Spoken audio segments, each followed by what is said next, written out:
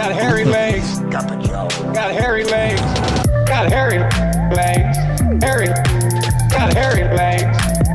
Hairy. Go fight for Ukraine. Ukraine. New world order.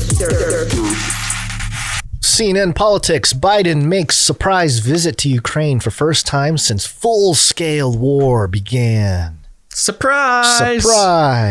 You think they had balloons? Like he opened up the door to the jet and balloons came out? That would be hilarious. But no, I don't think Joe might not be too far from the truth, actually. You'll see in a story here soon. Yeah. President Joe Biden slipped into Kyiv on Monday for the first time since Russia launched a full-scale invasion of Ukraine almost a year ago, demonstrating in dramatic, personal fashion his commitment to the country and its struggle as the war enters an uncertain new phase. Mm-hmm. Ooh, it does feel like we're turning the page a little bit on the war. There's some different aspects coming into play, but this is sort of the marketing side of all that tax money going there. Yeah, the fact that they felt so, we've heard stories of Kiev being shelled and missile attacks and daily explosions in the city from long-range Russian missiles. Well, apparently Putin got the memo and just didn't shoot any missiles that day. That's sort of what's to be believed. The highly secretive visit, which took place as air raid sirens could be heard ringing out around Kyiv while Biden walked alongside President Volodymyr Zelensky around the gold-domed St. Michael's Cathedral, comes at a critical moment in the 12-month conflict, with Russia preparing for an unexpected spring offensive and Ukraine hoping to soon retake territory. Which means they lost territory. Does it not? Yeah. It's the eastern, the eastern Russia. Biden announced Eastern Ukraine. Biden announced $500 million in new assistance, saying the package would include more military equipment, such as artillery ammunition, more javelins, and howitzers. And he said new sanctions would be imposed on Moscow later this week. Oh, good, because it's worked so well so far. Let's just keep doing that. Quote, 1 year later, Kyiv stands and Ukraine stands. Democracy stands, Biden said. A lot of repetition with these politicians recently. It's it's glitching. Yeah, they're all glitching. I'm going to skip down a little bit here. U.S. officials have privately voiced hope that massive influx of weaponry to Ukraine, which includes new vehicles, longer-range missiles, and Patriot air defense systems, can help Ukraine prevail on the battlefield and put Zelensky in a stronger position to negotiate an end to the war.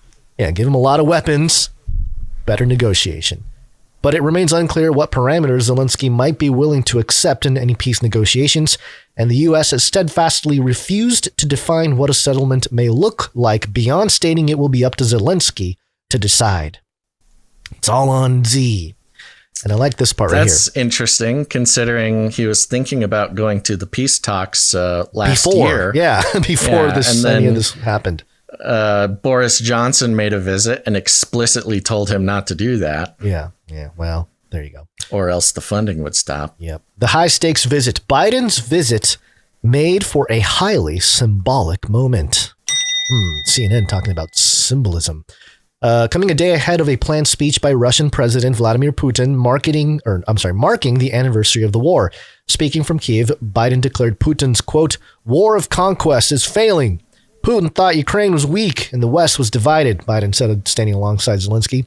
He thought he could outlast us. I don't think he's thinking that right now. He's just been playing wrong. 1 year later, the evidence is right here in this room where we stand here together. Quote, I thought it was critical that there not be any doubt, none whatsoever, about U.S. support for Ukraine in the war, Biden said. Which is kind of like, hey, the billions of dollars and all the weaponry is not enough. I guess there's doubt, but you showing up in Ukraine doesn't. How many people are seeing that and going, oh, okay, good. Our president's behind Ukraine. Well, exactly. I mean, that's kind of the thing, is it's all very symbolic. And listen to this. Biden emphasized there was a broad bipartisan support in Washington for the Ukrainian cause. Quote, for all the disagreement we have in our Congress on some issues, there is significant agreement on support for Ukraine, he said. It's not just about freedom in Ukraine. It's about freedom of democracy at large.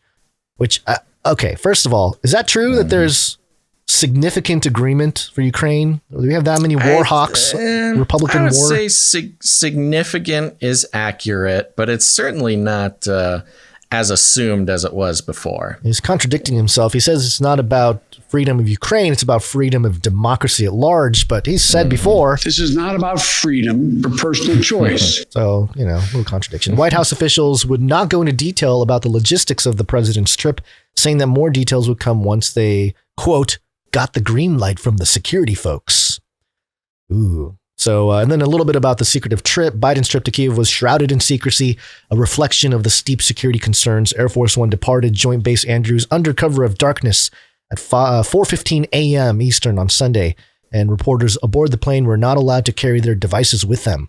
Biden's public schedule didn't reflect the trip. The White House officials repeatedly said last week that a visit to Ukraine was not in the works.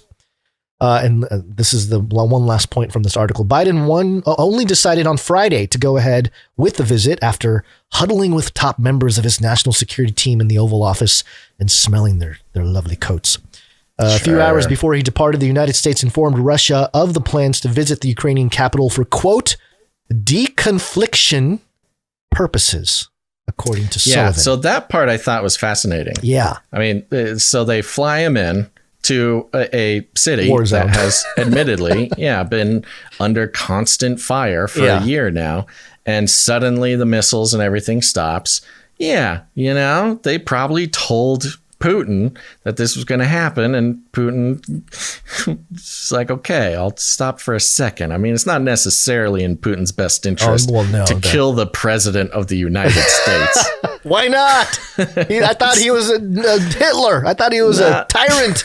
Not necessarily. Come on, let's get this war going. Well, I mean, I think that's the interesting part of it is like, they consistently are making him out to be an insane person with how he blew up his own Nord Stream 2 pipeline. Why? It doesn't make any sense. Well, he's crazy. That's why. We're constantly told that he's crazy and makes decisions not based on his own self-interest. And then, could he have fired a missile while Biden was in Kyiv and sent a very strong message, even if he didn't hit Biden? He could have. But he apparently isn't that crazy. We got to draw a line. Or maybe just the military, how crazy he is. Yeah, or maybe the military-industrial complex, through Biden, sent the message that, hey, our UFOs are going to be in the air. So even if you tried, we will shoot it down. And the aliens will continue to paint you. Will continue to kill your officials or something. I don't know. That's certainly one possibility. Yes. Deconfliction purposes, flex the advanced technology. That's one way to do it. But anyway, that's in the geopolitical context. Real briefly here, I have this Axios article. Zelensky urges Israel to send David's sling to use against Goliath. Ooh. So it's interesting how Putin is sort of putting this Christian orthodoxy persona for the Russian people in the war, in this particular war, as sort of their, ethical or moral foundation. But then Axios in the West here makes Russia out to be a Goliath. I think there's an interesting kind of reverse contrast there. Yeah. No, you're right. That is interesting. Again, repeatedly, even over this weekend, just repeated stories about how Russia's not that powerful and how they keep getting their butt whipped and how Russia just is so lame and they keep losing. But then at the same time, we're calling Russia Goliath. Right. We're calling him Goliath. So and we're asking Israel to let them use, or not we, but Zelensky is asking Israel to use their David's sling. So here's a little bit about this. The big picture. The David's sling is an Israeli-made air defense system that Ukraine has asked Israel for several times. Despite pressure, Israel has so far rejected most U.S. and Ukrainian requests. U.S. and Ukrainian to provide advanced and defensive weapons to Kyiv over concerns that such a move could create tension with Russia and harm Israeli security interests in Syria. Starting to get a little iffy, a little hairy. All the alliances are starting to kind of break apart over these issues. Yeah, it's so interesting how they sort of just glaze over Syria in this case. Yeah.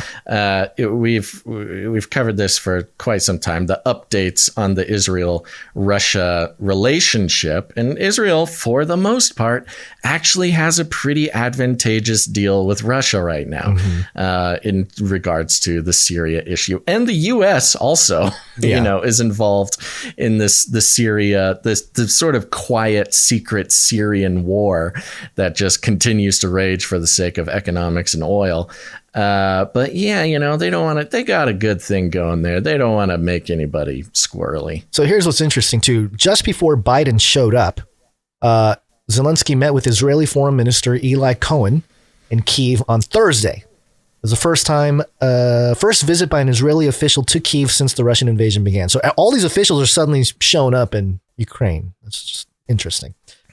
During the visit, Cohen said Israel will continue to help Ukraine in developing an early warning system that alerts civilians about incoming attacks, isn't that the technology? Isn't that the sling? I mean, it's interesting how they're like, we'll help you build it, but we'll develop it, but we will not just hand you the technology. Yeah, it's all this subtle statecraft. Right. And then a quote from Zelensky, quote, "We need to hurry up. We need speed of our agreements, speed of our delivery, speed of decisions to limit Russian potential. There is no alternative to speed because it is the speed that life depends on," Zelensky speaking via video link told the conference. Rush. This guy's always rushing everybody, man. Sounds like he's on speed, Ukrainian. man. He's not Russian, but he is Russian everybody else. Quote, "Delay has always been and still is a mistake," he added.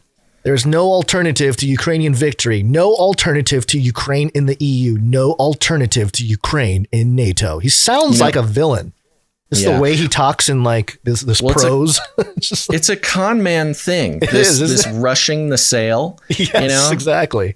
I mean, it's also a sales thing, but it's also a con man thing. Right. Try to close the deal. No, don't think about it. Don't think about it. Do it now. You have to do it now. Speed.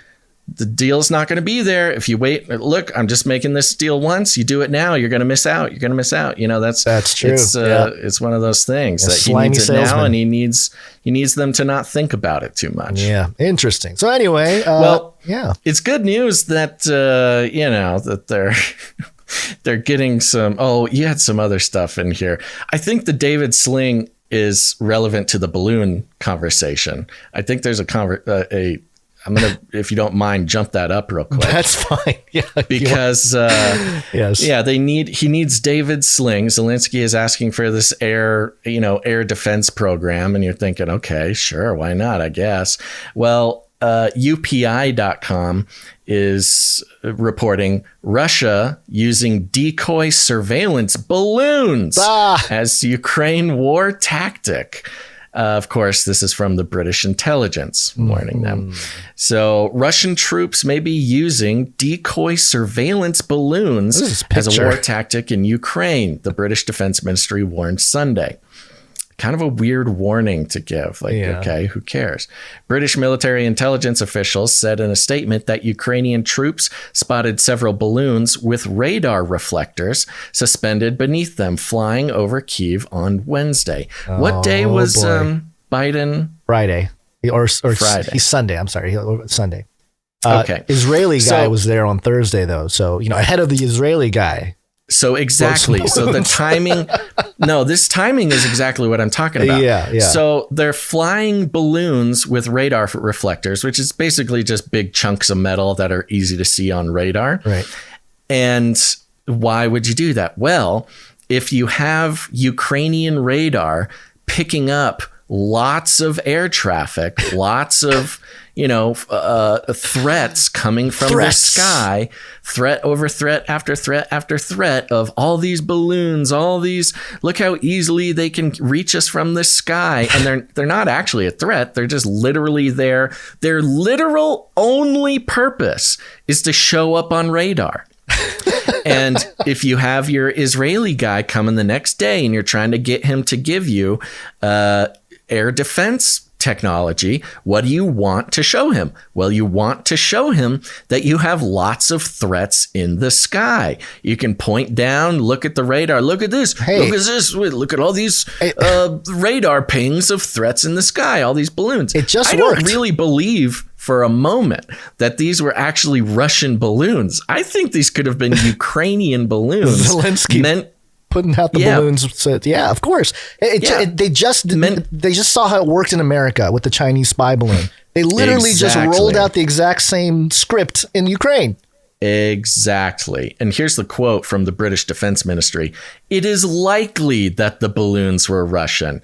Oh, you mean like the missile that flew over into Poland that you said was Russian but wasn't?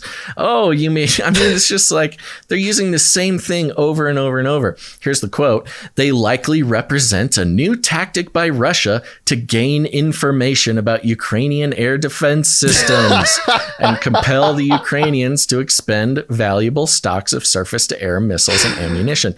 Maybe, possibly, however, the timing of these mysterious radar balloons comes right before trying to convince Israel to give air defense stuff. It's so transparent. I don't know. It's hilarious to me. I don't know. It's probably not funny for everybody, but it's pretty hilarious when you see it's like, wow, they are not creative. And anyone paying attention has to notice the timing issue and everything. The else. non-committal of these quotes. There's another quote. There is a realistic possibility that this was a Russian balloon that had drifted from Ukrainian airspace, the British Defense Ministry said. They're not even saying it. They're not even pretending to be sure about it. They're just saying it's possible. I think Chris Shilzilla has a career in the British Defense Ministry. Just the plausible deniability comments. Point. He's really good at those. That's a good non-committal point, quotes. It might be good for this kind of thing. Yeah. All right. Okay. What else you got on Ukraine? Anything? Let's see. Oh, we had this. Oh, yes. There's a little Antarctica tangent here. So let's just a quick one.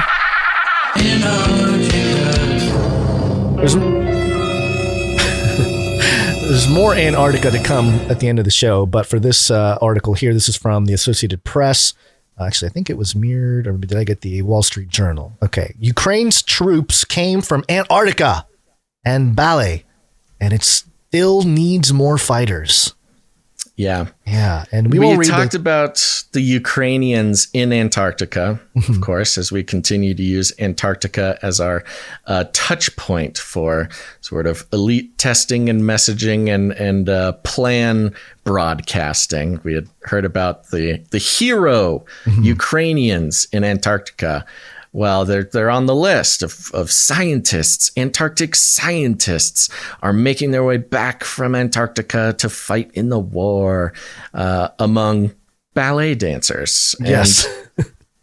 Yeah, this is the guy who voiced Captain America in the Marvel versions in Ukrainian. Yeah. Well, very important fella, that guy. That guy, the voice of a generation in Ukraine there. Andrei Zotov, the polar scientist, traveled 11,000 miles from his Antarctic base by yacht, plane, and car, full trifecta, to enlist, later becoming a captain.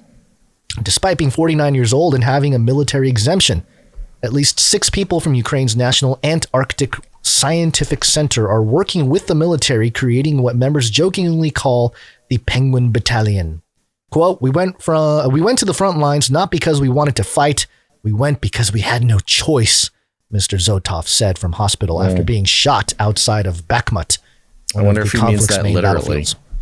What do you mean? Like we had no choice. They literally told us that they would leave us to freeze if we didn't come and fight in the war. Turn off the heater. The scientists felt called to fight. They felt called, Basil, even though they literally got a phone call and was left no choice. There's a man behind you with a gun. The scientists felt called to fight as Russia built up its forces on Ukraine's border in 2021. Quote, we will disappear as a nation if we do not fight, he recalls thinking while he was still on the polar ice fields. While the U.S. and other Western nations have relied on a professional military to in recent conflicts and been able to spend time training new recruits, Ukraine's military, by necessity, has become one of the volunteers. The country started this war with 196,000 members in its armed forces and 900,000 reservists, according to the International Institute for Strategic Studies. Russia had a 900,000 strong force and 2 million in reserve. In July, the Ukrainian ranks had swelled with 700,000 new fighters, some conscripted, others volunteers inspired to defend their nation. And it goes on and on here. But yeah, it's just kind of painting the mythology of some of these. And it's just interesting to bring in Antarctica as part of the heroism and the mythology being built for that. So, yeah, just connecting some dots for everybody. Yeah. But nothing that's not unfamiliar to people that listen to the show and all that kind of stuff. Sure.